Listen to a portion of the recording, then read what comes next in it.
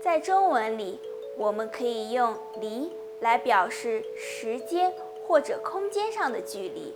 和我一起看看怎么用吧。阳光，周末你有什么打算？李可说，有个咖啡馆离学校不远，我想周日去看看。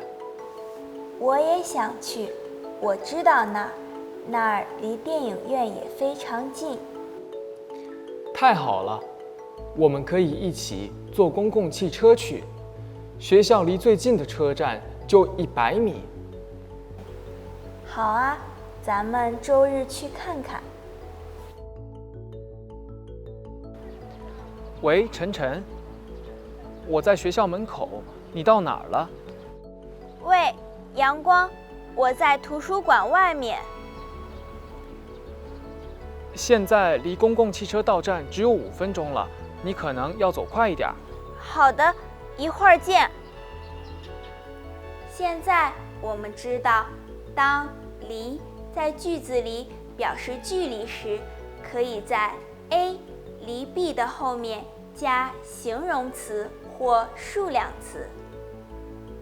李可说，有个咖啡馆离学校不远。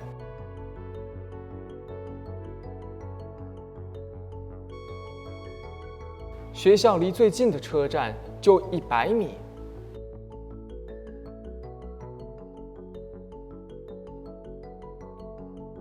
现在离公共汽车到站只有5分钟了。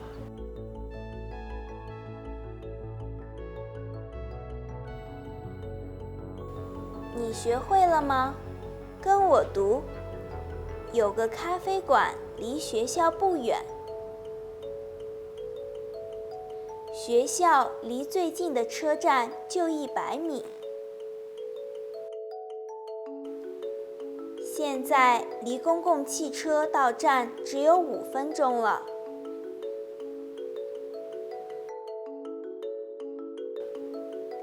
同学们，你的国家离中国有多远？有机会告诉我。再见啦！